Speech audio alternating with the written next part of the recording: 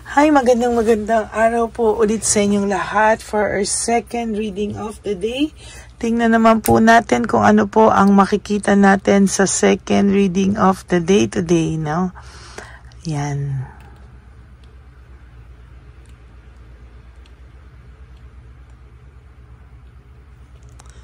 Okay, tingnan po natin kung ano po ang makikita po natin sa second reading of the day today. Tingnan po natin kung ano po ang kanyang feelings, no?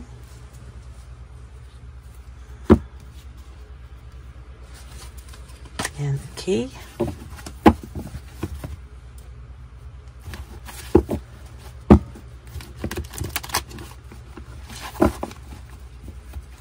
I hope napanood nyo na po yung second, third, kahapon at yung first reading kanina bago po kayo tumalon dito sa ating second reading of the day today.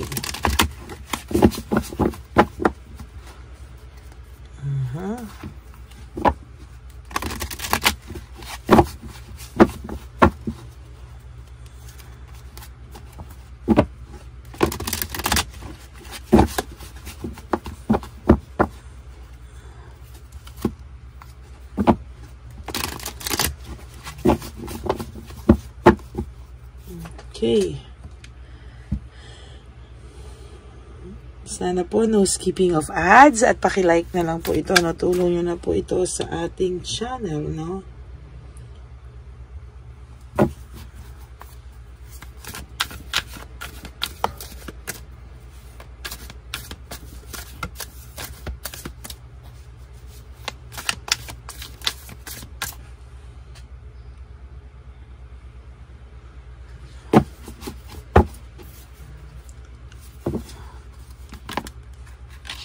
Yan, gusto ko pong i-random to ngayon.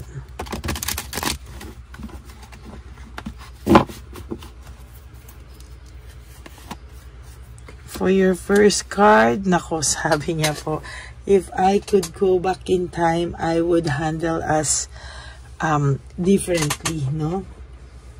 Sa nakikita ko po talaga ngayon ay ito pong taong ito ay talagang naiisip ka po niya, no? May mga nakikita ko po na ito po malamang ay nagkamali o ito po ay pinagpalit ka sa iba. Pero sabi ko po, sa nararamdaman ko po sa kanyang energy, no, hahanap-hanapin ka po nito, no. Kahit sino pa po ang makarelasyon nito, kahit sino pa po ang makausap nito, there will come a time na ikaw at ikaw pa din po ang hahanapin ng person na ito sa buhay niya. Meaning, ikaw pa rin po ang magwawagi, no? Kasi hindi po talaga ito, itong tipo ng taong pong na ito ay talagang iba pa rin po yung pag-aalagang na ibigay mo, iba pa rin po yung nangyari sa kanya, no? Sabi niya po, why do I feel this way, no? Bakit daw po siya, why do I feel so low? Sorry po. Bakit daw po parang ligaw na ligaw po siya sa ngayon, hindi niya po maintindihan. Bakit daw po ba siya parang nawawala, no, o ligaw na ligaw? Hindi niya po alam kung ano po ang kanyang, ano po ang nangyayari sa kanya. Hindi niya daw po maintindihan, ano? Okay, pili po tayo. I wish I could be fully honest with you. Sana daw po ay naging honest na lang siya sa'yo. Sana daw po talaga ay nagkaroon siya ng matinding realization na sana po itong taong to ay naging honest na lang daw sa'yo. Sabi niya, I need to hold back my true feelings for you. Kailangan niya lang daw pong itago yung kanyang nararamdaman sa'yo. Kailangan niya lang daw po itong, kumbaga, i-hold, no? Dahil marami po siyang nararamdamang hindi talaga kanais-nais sa ngayon, ano? Ang dami niya daw pong painful memories na nakikita niya daw po, baka daw po, no?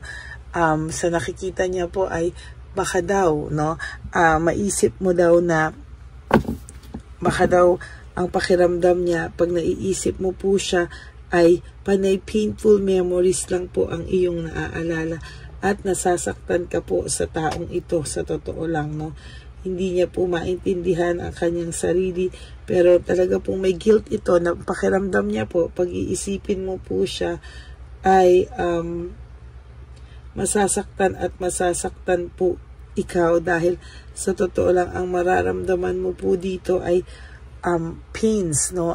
Sakit sa mga ginawa po niya sa iyo. Sa totoo lang po, yan po yung talagang makikita niya at hindi po ito talaga matatahimik, no? So talagang sa nakikita ko po ay magkakaroon po ito ng matinding realization na parang ang tingin niya po sa iyo ay ganyan, ano? Ang tingin niya po sa iyo ay ganyan, ano? Ang maiisip mo sa kanya ay painful memories, no? Yan po ang nakikita ko. Ayan po yung sinasabi ko sa iyo na ikaw at ikaw pa rin ang hahanapin niya, no? There will come a time that this person, maiisip niya po talaga na ibang-iba ka po sa lahat, no? You are so different from everyone around me. Hindi niya po yan maiiwasan, pero yan po ang kanyang maiisip, no? Totally yan po ay, sabi niya po, these feelings are eating me alive. Yung konsensya niya po ay lumalabas na. Yung konsensya niya po ay lumalabas na. Nakakaramdam po siya ng matinding dagok, no? Sabi niya, pero hindi po siya makagawa ng desisyon as of this very moment. Hindi pa rin po ito makagawa ng matinding desisyon. Wala pa rin po siyang, hindi niya pa rin po ito iiwasan, ano, ang ganyang sitwasyon. Sabi niya, ni-let go ka daw niya kasi gusto niyang mahanap yung sarili niya, no? Kasi bakit parang nakakaramdam siya ng pagkabagot, nakakaramdam siya ng boredom, nakakaramdam siya ng mga bagay-bagay na nakasakit po sa iyo ng sobra. Feeling mo po itong taong to ay iniwang ka na lang sa ere at pinakawalan ka ng ganun lang, na just like that, ano? Parang hindi niya pa po masabi sa iyo ang totoo. Why can't I tell you the truth?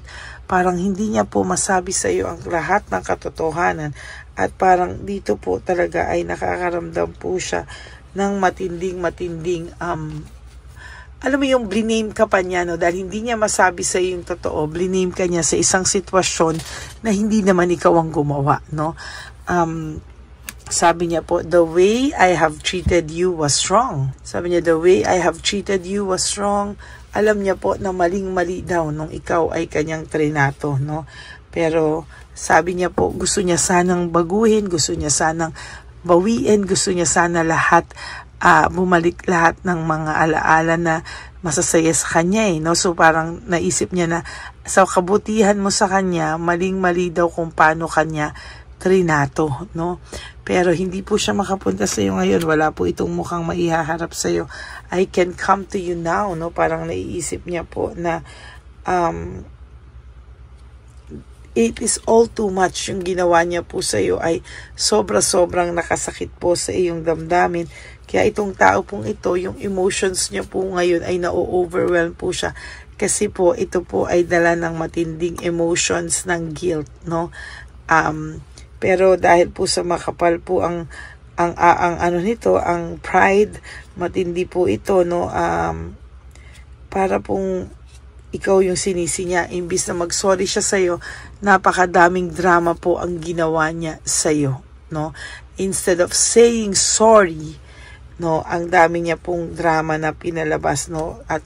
At talagang hindi na lang po niya inamin na tama ka sa lahat ng inisip mo, sa lahat ng ginawa mo ay ikaw ay tama, no?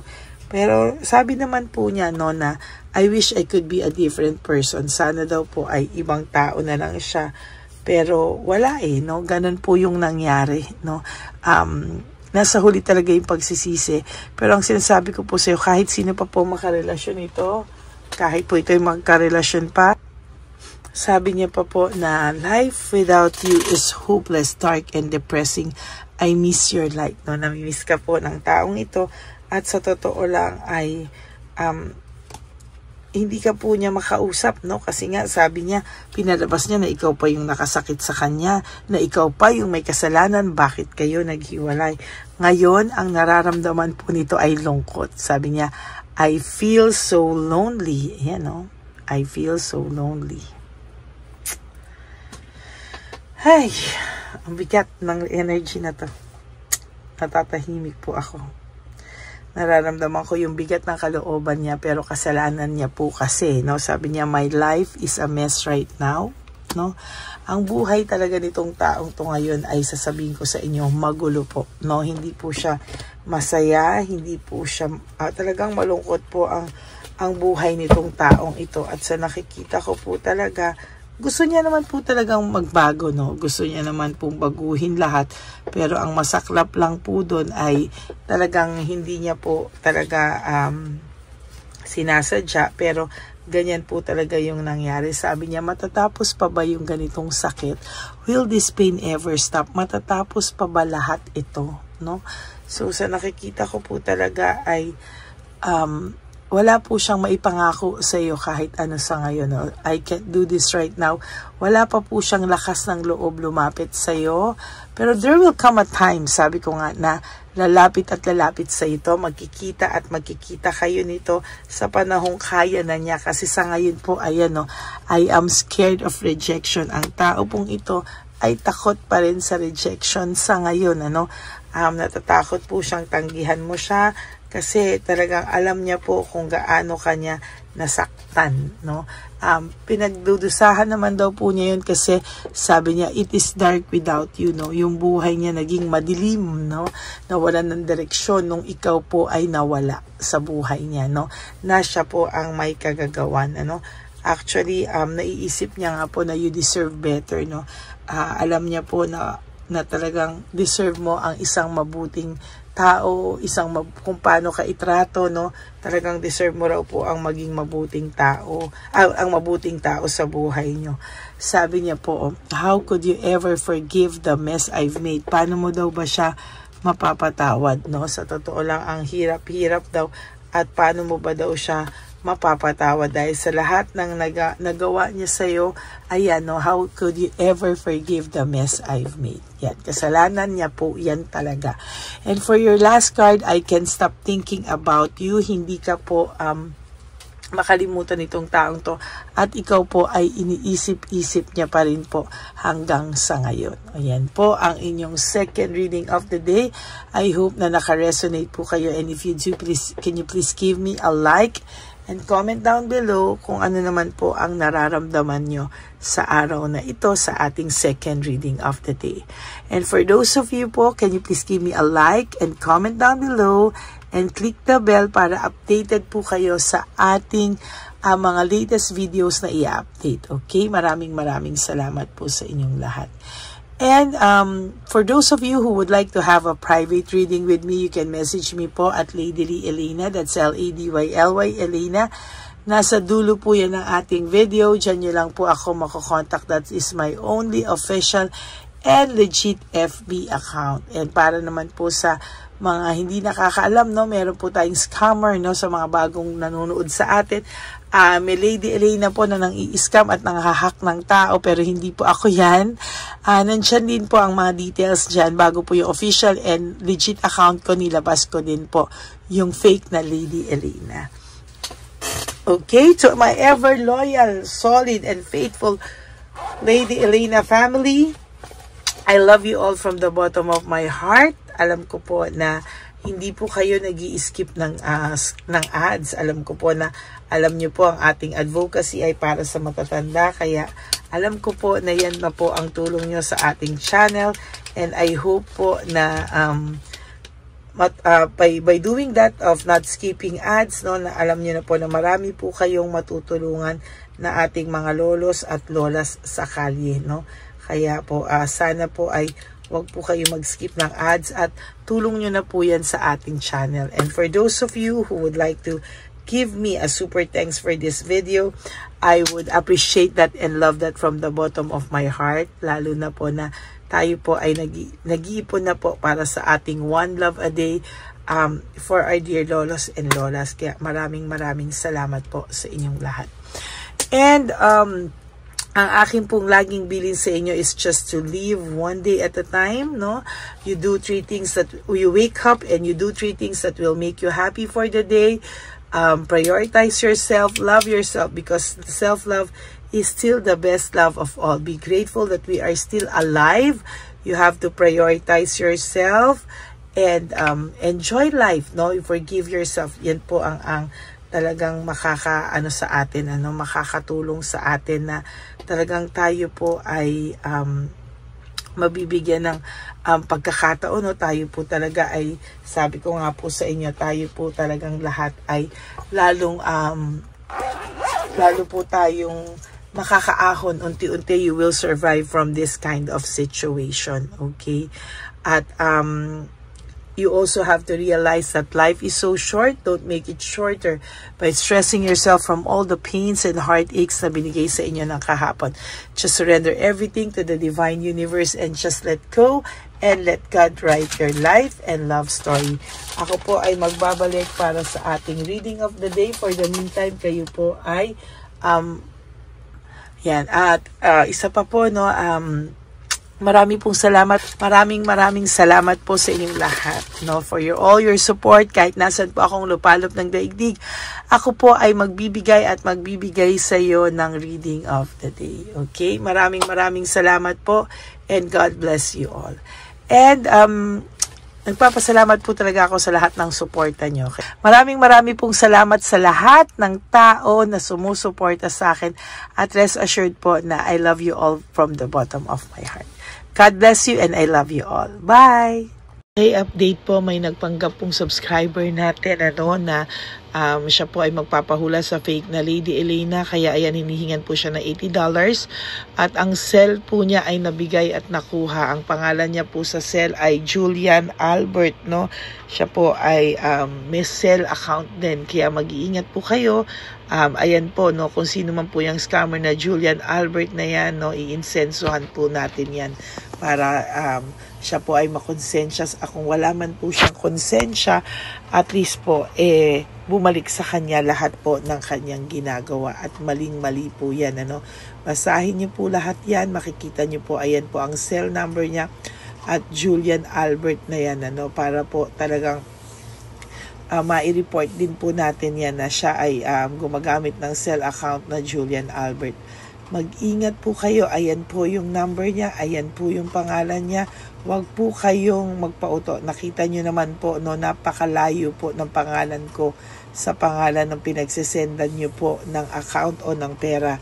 Kaya mag-ingat po kayo at beware sa scammer na to. At talagang ayan po, pinost ko po ang kanyang pangalan dito para maging babala po sa inyong lahat. Maraming salamat po. At mag-ingat po kayo, pakireport po ang page na yan, ang messenger niya na Lady Elena. Maraming salamat po, and God bless you all. Ayan, sa susunod po makikita niyo yung account niya na i-report niyo. Salamat po na marami. Magandang gabi po ulit sa inyong lahat. Ako po ay muling nagpapaalala sa inyo na mayroon pong lumalabas sa FB at Messenger account na fake account po, nang hihingi po ng $25 through PayPal, at hindi po yan totoo. Huwag po kayong maniwala dyan. At pag sinabi mo po na gusto ko pong marinig ang boses nyo or makita kayo, ang sasabihin po ay magbibigay kami ng link, buksan mo yan, at pagkatapos ay makikita mo ako. Huwag po kayong maniniwala dahil yan po ay hindi totoo. Yan po ay isang malaking scam na pag binuksan nyo po ay mahahack po lahat sa inyo. Mahahack po ang inyong mga personal details. Lahat ay mahahack. Ako po ay nalulungkot na ito po ay nangyari, ngunit sa talagang may mga tao pong masasama at may mga tao po talagang hindi makatiis na hindi gumawa ng masama sa ibang tao. Pero maging aware po sana kayo. Tulungan nyo po ako. I-report po natin yung fake na yan at sa FB para siya po ay mawala na at wala na po siyang